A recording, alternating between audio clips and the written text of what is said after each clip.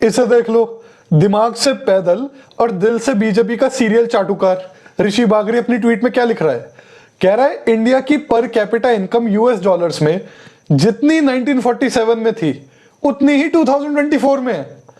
और ये 1947 से घटते घटते घटते घटते 1991 में 300 यूएस डॉलर्स तक आ गई थी, जिसके बाद ये बढ़ी। अब इसका सोर्स क्या इस चीज के पीछे?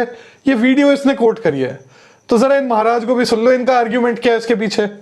And drew me into economics, and I think there is absolutely no doubt, if you look at the macroeconomic level, it's made a big difference. I'll share a telling statistic. If you looked at the GDP per capita that India had in 1947 and now, it's identical. 9,000 rupees was the GDP per capita, in 1947, 3.3 rupees to the dollar, so it was about 2,730. It is exactly what it is now. मतलब economics की जो MCBC करी है इस बंदे ने, national TV पे बैठ करके क्या छिछोर पना चल रहा है ये। और पालकी शर्मा उपाध्याय तो इतनी सोफिस्टिकेटेड बनती है, वो इसको समझा नहीं सकती कि भाई क्या बेवकूफी वाली बातें कर रहा है, पर उसको खुद नहीं पता होगा। मैं आपको बताता हूं, जब भी हम बात कर रहे होते हैं पर कैपिटा जीडीपी की, तो हमारा उससे क्या मतलब होता है। तो सर, पर कैपिटा जीडीपी से हम ये दिखाना चाहते हैं कि देश में साल में जितना उत्पादन होता है सामान का, खाने से लेकर के, कपड़े से लेकर के, फ्रिज, एसी, कूलर, जो भी जितना भी प्रोडक्शन होता है इकोनॉमी में साल में, वो पर पर्सन ऑन एन एवरेज कितना बैठा, तो वो तो साल दर साल बढ़ता ही रहता है। तो ये कैसे हुआ कि 1947 में जो पर कैपिटा जीडीपी थी वही अब है? अब देखो, सामान तो अलग अलग टाइप का है, एक फ्रिज बना, एक बर्गर बना, अब उसको कंबाइन कैसे करोगे? तो एक कॉमन डिनोमिनेटर चाहिए, तो यूजुअली मनी से करते हैं वो।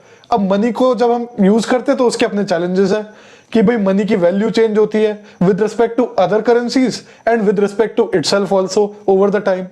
तो क्या किया जाए? तो उसको ट्रीट करने के मेथड्स है।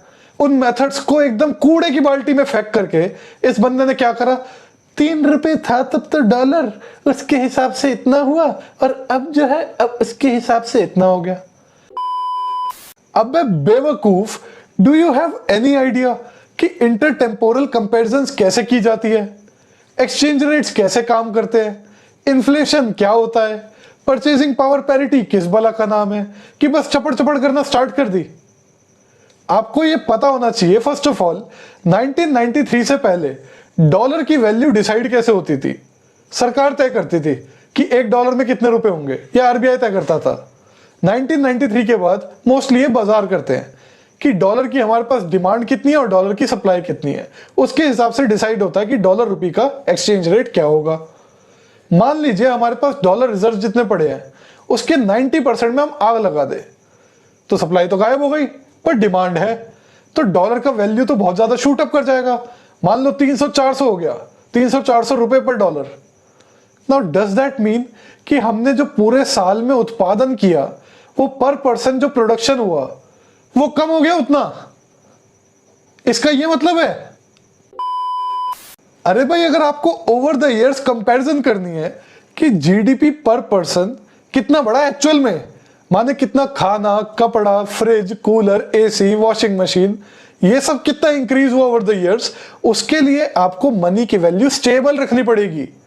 रुपया जो 1947 में था आज वो रुपया नहीं है। 1 रुपया और आज 1 रुपया सेम नहीं है, ना ही $1 जो उस टाइम था वो $1 आज सेम है। और जो एक्सचेंज वैल्यू भी है वो भी डिसाइड होती है due two factors other than your total domestic output. अरे भाई, आपकी ट्रेड पॉलिसी कैसी चल रही है, एफडीआई का फ्लोस कैसा है, इन सब चीजों से डिसाइड होगा ना एक्सचेंज रेट तो। और पहले तो सरकार ही डिसाइड करती थी आपको। लेकिन अगर देखना है कि भाई पर कैपिटा जीडीपी कितना बढ़ रहा है ओवर द इयर्स, जैसा कि मैंने बताया, तो आपको मनी की वैल्यू स्टेबल रखनी पड़ेगी। और करते हैं ऐसा, टेबल बनाती है ऑर्गेनाइजेशंस, पर कोई इतना बेवकूफ नहीं होता कि ऐसे नंबर्स दिखा दे। आप खोलो कभी टेबल, आपको दिखेगा ऐसा ट्रेंड अपवर्ड।